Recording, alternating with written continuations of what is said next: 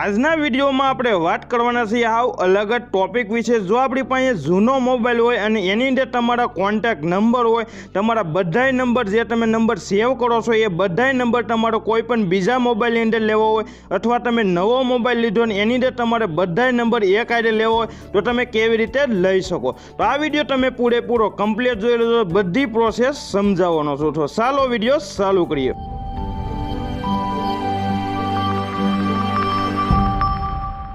તો ચાલો આપણે વિડીયો ચાલુ કરીએ। તો ફટાફટ તમારા મોબાઈલની અંદર જે ડાયલર એપ્લિકેશન આ રીતનું તમે જોઈ શકો છો, એ એપ્લિકેશનને તમારે ઓન કરી લેવાનું। ઓન કર્યા બાદ તમારે એનું સેટિંગ ઓન કરવાનું છે। તો અહીં થ્રી ડોટ ઉપર તમારે ક્લિક કરી દેવાનું। ક્લિક કર્યા બાદ અહીં તમને સેટિંગનો ઓપ્શન જોવા મળે, એની ઉપર તમારે ક્લિક કરી દેવાનું। ક્લિક કર્યા બાદ તમે જોઈ શકો છો આ રીતનું આખું ડાયલરનું સેટિંગ ઓન થઈ જશે અને બધાના મોબાઈલનું સેટિંગ અલગ અલગ હોય છે। તો આ વિડીયો તમે ધ્યાનથી જોજો તો જ તમને બધી પ્રોસેસ સમજાશે।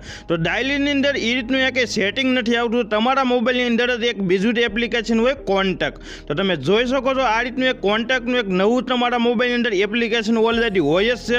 તો કોન્ટેક્ટનું એપ્લિકેશનને તમારે ઓન કરી લેવાનું। ઓન કર્યા બાદ એનું પણ સેટિંગ અલગ હોય। તો અહીંયા તમારે પાછું થ્રી ડોટ ઉપર ક્લિક કરી દેવાનું। ક્લિક કર્યા બાદ તમે જોઈ શકો છો આ રીતનું આખું સેટિંગ જોવા મળે। તો અહીં નીચે સેટિંગનો ઓપ્શન જોવા મળે, એની ઉપર તમારે ક્લિક કરી દેવાનું। ક્લિક કર્યા બાદ આ રીતનું આખું સેટિંગ ઓન થઈ જશે।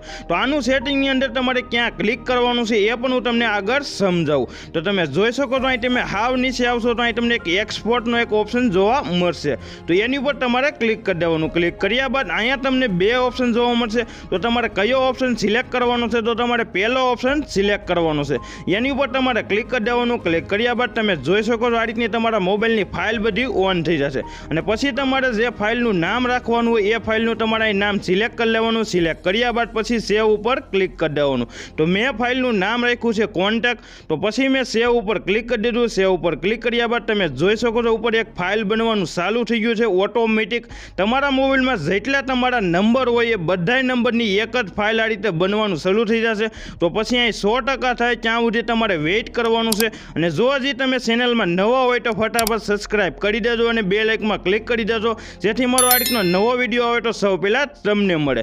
તો હવે હું તમને એ દેખાડી દઉં તમે નવા મોબાઈલમાં કેવી રીતે એ ફાઇલને લઈ શકો। તો આ રીતે તમારે બેક આવી જવાનું। બેક આવ્યા બાદ તમારા મોબાઈલનો જે ગેલેરીનો તમારી જેટલી ફાઇલો હોય એ ફાઇલો તમારે આ રીતે ઓન કરી લેવાની। ઓન કર્યા બાદ હું તમને એ પણ ફાઇલ દેખાડી દઉં। તમે જોઈ શકો છો અહીં કોન્ટેક્ટ અહીં લખેલું આવી ગયું છે અને આ રીતની એની ફાઇલ બની ગઈ છે। તો પછી તમારે પાછું જેટલી તમારા મોબાઈલની ફાઇલો હોય એ બધી ફાઇલો આ રીતે ઓન કરી લેવાની। ઓન કર્યા બાદ આમાંથી તમને જો ફાઇલ જરે તો તમારી એ રીતની ફાઇલ ગોતી લેવાની। પછી તો તમારે અહીં સર્ચ કરી દેવાનું।